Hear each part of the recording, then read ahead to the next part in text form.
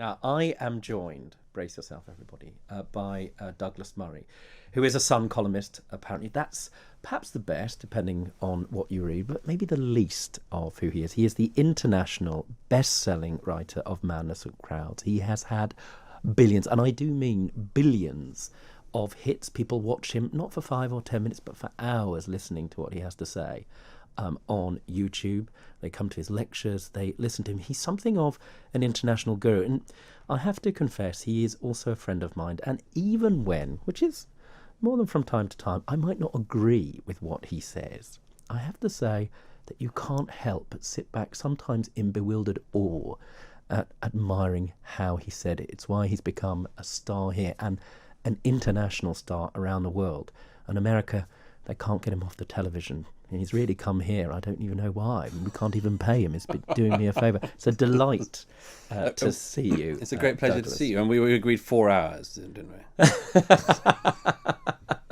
I'll pay you in a drink. Now, just before you arrived, we were talking about Ollie Robinson, a cricketer who you will know more about than me, knowing about cricket and living in that green bit outside London called the countryside. That they've unearthed these tweets that he posted when he was a young man, and now he is subject to this new phenomena of cancellation. Right, wrong, where are we? I wrote about it in The Sun yesterday because it really troubles me, this case. I think it'll trouble a lot of the people joining us for lots of reasons. One is this young player, Ollie Robinson, this happened on what should have been the proudest day of his career. He just played for his national team, the England team, for the first time in a test match. And that day, it should have been his proudest day, instead was his most humiliating. He was on television, read out a, frankly, to my mind, slightly North Korean style apology. You know, had to read out all of the things that he said he'd done wrong and apologise and promise that he was with the whole thing now and this was a mistake of his youth. So there was that. There was a sort of cruelty of the timing of it. Another thing is just simply that we do have to wonder in our society what kind of a society we want to be, and whether we want to be this sort of retributive society which goes over something somebody said 10 years ago on Twitter, bantering with their mates basically, and then tears up their career because of it. I don't want to be in that society. I think it's an ugly, ugly type of society. And here's the thing that as I said in The Sun yesterday, that I care about most in this is there is no point having a system of complete and total retribution against people for making one mistake once in their teenage years, if you haven't also wondered how they can come back from it. And the cruelty about the treatment of Ollie Robinson isn't just what happened in the day, but that after making his apology, the ECB suspended him. And that looks to me just like a vengeful, nasty sort of world. And I don't think we want to have that. Douglas, some people out here listening, you know, might ask themselves a question: is there a thing that said even 10 years ago which wasn't acceptable in any polite conversation? Is there a line that's crossed where you become irredeemable, or is forgiveness always possible? Well, I mean, it very much depends on the circumstance. My own view is that actual forgiveness has to involve the person who has done something wrong being forgiven by the person who has been wronged. It's an absolutely central thing in this. I mean, I've seen it. I saw it once in the States. There was a shooting by an unbelievably rare but a white supremacist in the south of the country at a black church, and the families of the people who had been killed came out the next day and said they forgave the killer. I mean, that is a jaw-dropping thing to witness. So real forgiveness is one of the unfathomable abilities of mankind, and one of the most admirable. But what we're dealing with in our age and in this country at the moment isn't that. It's people saying, look at this thing this person said that I think somebody could find offensive. A lot of it is banter. A lot of it is, it's been reported, by the way, the Ollie Robinson case is fascinating because, as always in this, very few people actually look at what is being said. So they say racist and misogynistic tweets. A lot of it is, the misogynistic allegation is about stuff that, frankly, you know, look, teenage boys joke about girls. Teenage girls joke about boys. Is all of it nice? No. Would you want any of it put in front of the public 10 years later? Absolutely not. The worry I have, Douglas, is that I have to be clear. You know, I do do my work and prep my briefs before talking about anything, but I was very concerned to hear that I hadn't been aware, in fact, that one of the tweets included the N-word, which wasn't acceptable 10 years ago. That really goes to the heart of the question that I'm asking you. Yeah. Is there an expression which is so beyond the pale, even then, that should be a subject of enduring shame? Well, here's an oddity of that, though. I saw that tweet. My understanding of that is he's not using that word as a derogatory term against a particular black person or against black people in general. He seems to be using the term. The current standing on that word is any use of it by anyone who isn't black must be an act of racism. And you could take that view. But there have, for instance, been recently people in America fired from their jobs for citing that word as an example of a word you wouldn't use. So there is a weird danger around it. Should a 17-year-old 10 years ago have known that? I think so, yes. Does it mean that he's a racist? No, not necessarily. Isn't it, though, some people would argue, and we'll come back up to the BAM community, in this instance, people of colour, to make a determination whether they forgive him.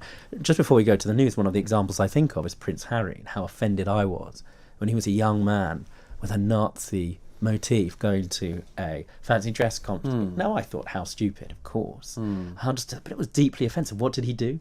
He had the opportunity to meet the then now past, sadly, chief rabbi. He learnt from it, and the community forgave him, and he seems to have been forgiven because he seems to represent a different political point of view, for example. Something for us to think about, and I certainly agree with you that none of us want to live in any society of any value where forgiveness isn't a possibility. We're with Doug Murray. Now, he's agreed to come in and speak with me. You don't have to sit at home along with the other billions on YouTube, because you can hear him today on Talk Radio. But I am pleased, thrilled, and above averagely delighted that I've got Douglas Murray here, international superstar, writer, sold billions of books, well, millions, and is a YouTube sensation, a sensation across the world for his, uncompromising activism and his fearlessness in the face of, I have to say, attacks on him from the left, who have largely, some may argue, unanswered a lot of the claims that he makes in his book, The Madness of Crowds, which is worth reading. Now, one of the things we agree on, I think, Douglas, is our position on free speech. And I'm going to start by telling you a very quick story, which is about my grandfather. As you will be aware, he was a Holocaust survivor, and I remember going with him to Speaker's Corner. This is a man who had lived in an age, through a moment, through the darkness of having quite literally touched the face of tyranny, and knew in every sense what it meant to live under the asphyxiation of a state with no freedom. And we would listen to the worst anti-Semitic bile. I'll never get it. He'd say to me, "Oh, you see, Hess," he spoke like that. He said, "in this country, this man can say whatever he wants." And despite my strong views and my proudness of being a member of the LGBTQ community, and certainly a proud Jewish person, I'm a free speech fundamentalist. You know, I think it stops at shouting fire in a cinema. You wrote an excellent article in the Telegraph on Cambridge University, but more broadly, your activism and writing about this, I think, has been something which all of us should read and consider. Can you just talk about that and help us with that? Sure. I mean, I'm pretty much a free speech absolutist. I disagree with you on two things there. I mean, you could call me a member of the LGBT community, but I'd be quite annoyed if you did. I loathe that stuff. Oh, really? I loathe it. I'm not a member of a community. What is it? Who's the group head? You know, who's our leader? Me. Oh, well, if that was the case, I'd be happier to say, "Oh, I'm a member of the Rinder community." I don't want some big gay panjandrum claiming to speak for me from Stonewall or any of these things. I loathe these groups. I think they're pompous and past their sell-by date. Well decorated, though. We'll skip that. So there's two things I disagree. The first is that. The second, by the way, I disagree with the limit of free speech of shouting fire in a crowded theatre. As I often point out, if there is a fire in the theatre, it's your duty to shout fire. And very often that is actually the most important duty, is to say the thing that you have to say, which needs to be said.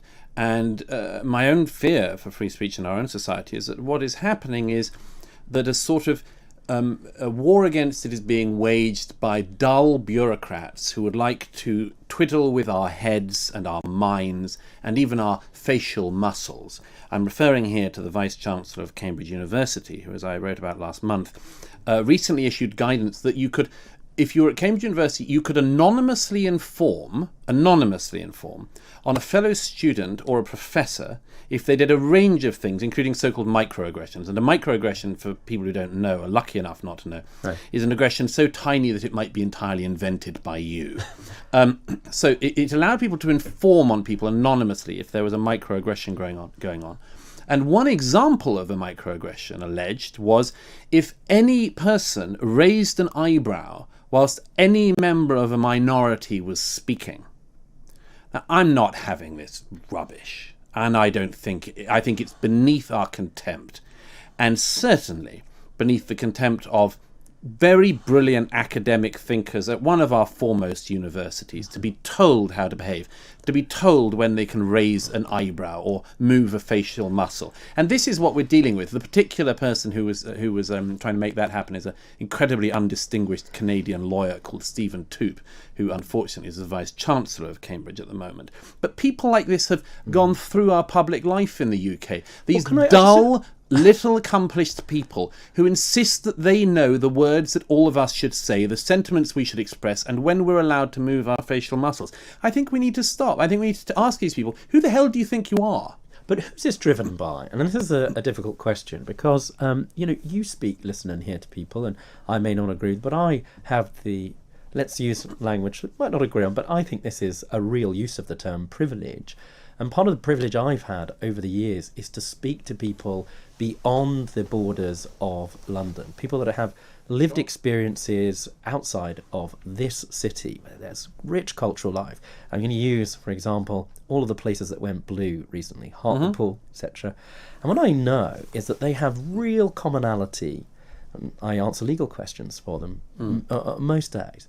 Have real commonality with, for example, the communities of colour in the Bangladeshi community in South London, for example. And the issues that they really care about have nothing to do with this stuff. It's about housing.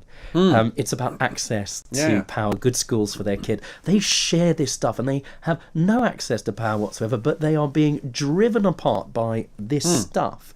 So my question is it really communities of colour, let's call them that for the purpose of this discussion, who are driving this discussion? No. So who's behind it? It's all driven by guilt-ridden, banal figures who tend to be white, who believe that this is the game to play to win in this era. And they may not be wrong in one way. They're quite clever. These are people who just want power. In a previous age, they'd have switched to becoming Protestants when the king was a Protestant king, and they would have switched to being Catholics when the king was a Catholic king.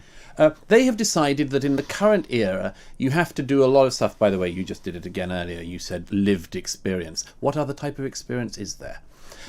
Corrected by Douglas Murray. So, you have to do all that thing. You have to talk about lived experience. You have to talk about communities. You have to talk about pride in communities and all of this. You have to talk about intersectionalism. You have to talk about privilege. And I'm not up for that game. And I don't think other people should be either. I think that we should address real issues where they exist. And they do exist in this country. We have so many problems facing us in this country. We've just gone through the pandemic with millions of people's jobs at risk, with people on furlough, with people locked in their houses, and we see major figures of proud institutions in this country playing these silly and divisive games. I want to get these people out of the way, out of our collective way. I like the word lived experience because I think it goes to power. Now, we may disagree about this, but I'm going to repeat this. The reason I worry about this debate, and I'm going to ask you about where it emerges from, because I have my suspicions, and I suspect you're very articulate about this, and I know that you've thought about it deeply and really thought about it.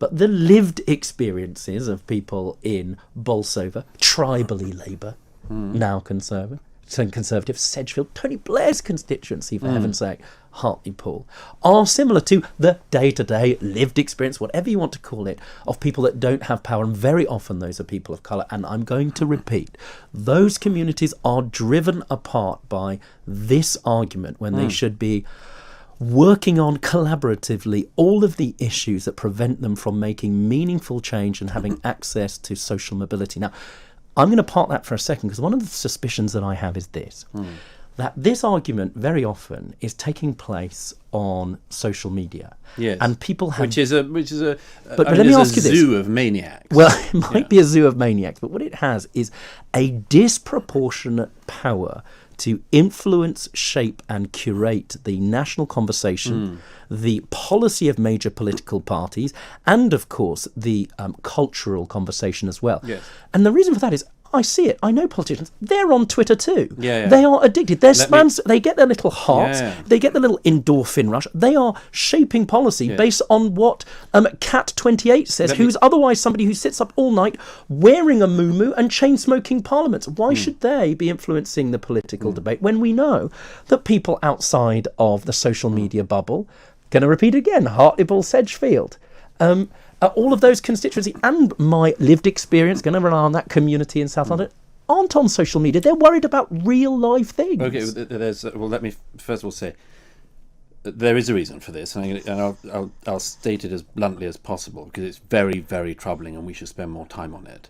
But before I do, I should say this. We are living in an age of extraordinary distraction.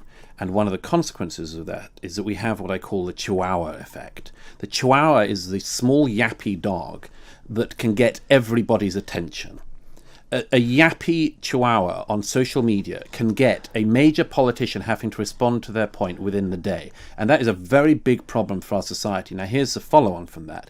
The problem is that people who have power, actual power, find it more comfortable to deal with some of those issues sometimes, because the real issues coming down the road at us are so much harder. Let me give you an example.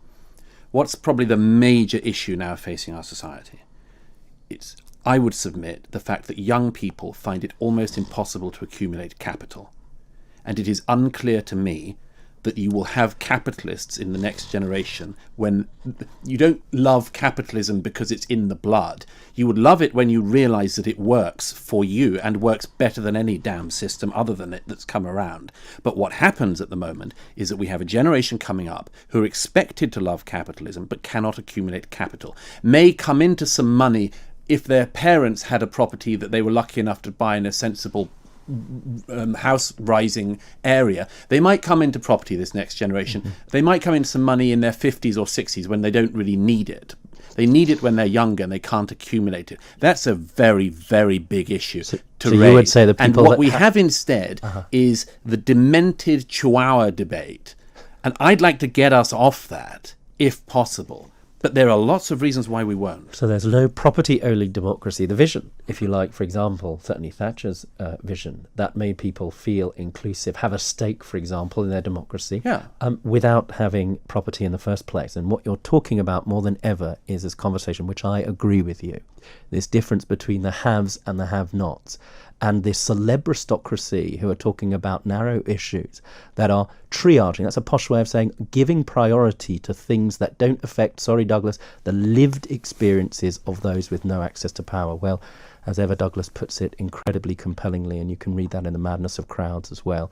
Douglas Murray, Sun columnist, international social commentator, best-selling author, nemesis of the left, nemesis of, well, woolly thinkers across the globe, and he's here today. And Douglas, we are privileged. It is my lived experience to have you here.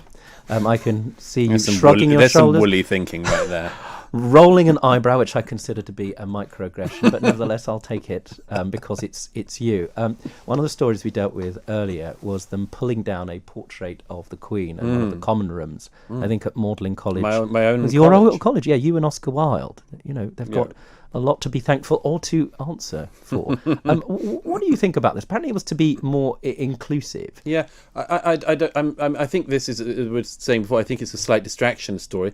And the students always do stupid things. I mean, it's one of the things you do as your student. You hopefully grow up. You make some mistakes, and that's why I'm not particularly wild about politicians sort of leaping in on this debate. However, it is telling in one way, which is the presumption that if you have an international cohort of students you've got to sort of erase the Britishness somehow. I've written about this a lot, not least in The Strange Death of Europe. I think that it's a great mistake in general. I think that people most like to adapt into a country and to be in a country which is recognisably that country. When I go into another country, I don't want it to adapt to me. I don't want them to take down their monarchs or their political leaders. I don't want them to not fly their flags because I'm there. I think that it's an incredibly pretentious and self-absorbed thing to presume that because you've gone to another country, that country should tear down all its emblems to suit you. That's not how this country should work. I don't think it's how most foreign students would want this country to work. I think it's almost certainly, once again, one of those things done by overprivileged and pretentious white students who don't know how lucky they are. I would put this down, chalk this down to one of the stupid things they'll do in their lives, and I would hope that they'll grow up and do less stupid things when they are graduated from And my presumably old also college. hope there'll be some forgiveness, which is in Yes, short supply. but I mean, but this idea that the Queen is, connected with colonialism. I mean, everything's connected with everything at some level. I mean, Magdalen College is connected with colonialism at some stage. When Magdalen College was founded in the 15th century, I'm sure that there were people in the foundation who were not on board with gay marriage and mass immigration and all sorts of things. I bet. Women's rights weren't completely great until only about 40 years ago. So we could play this game endlessly. We could pull down absolutely every monument and building in this country. But I would suggest that that's a bad idea. And so whenever I see these sort of rampaging morons, I just say, we should make them stop.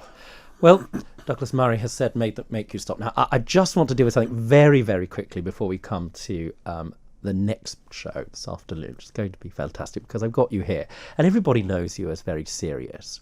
But of course, that's just one of the delightful buffet of Douglas Murray, one of the gorgeous threads that weaves itself into the tapestry, because you can also be very funny as well. And actually, I think one of the reasons people respond to your writing across the world so well is because you often are funny. I especially have to say, anybody that gets the chance to listen to the audiobook of Madness of Crowds, what is it, the rap that you don't you read the words?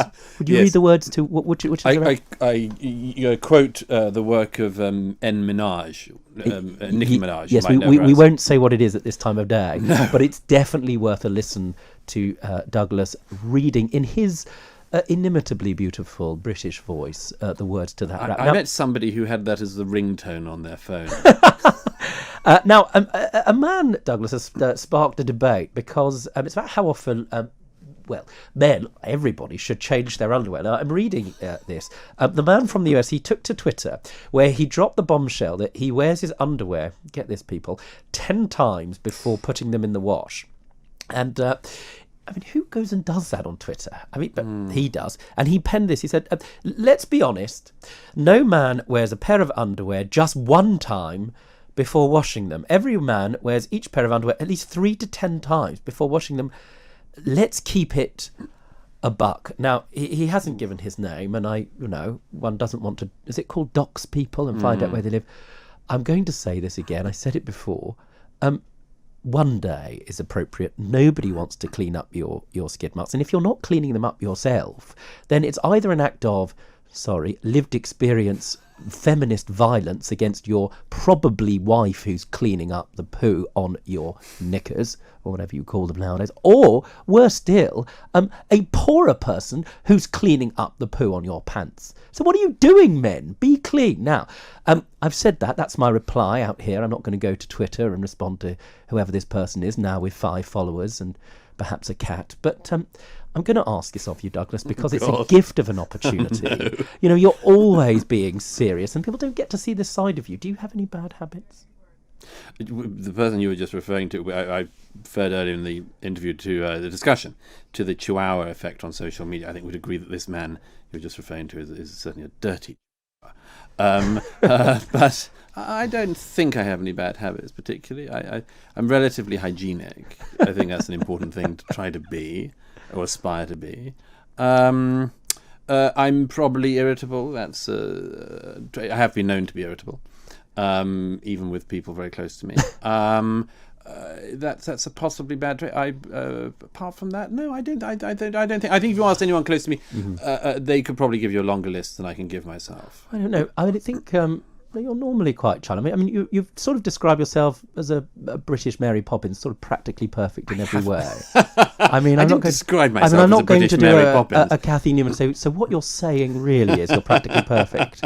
But I'm not practically perfect. I have an awful lot of flaws, and am riven with irritations. But I'm very glad I am myself. Certainly, I'm more irritable than Mary Poppins. do you think? Oh yeah. No doubt. And what do you do with that irritation? Because one of the things I worry about with you is that, I wonder how, and we don't have a great deal of time for this before we break, but do you remain hopeful? Oh yeah.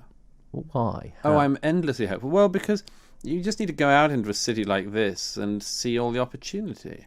I mean, it's an amazing thing. We're just sitting here overlooking London. It's one of the world's great cities. We've been through a terrible year.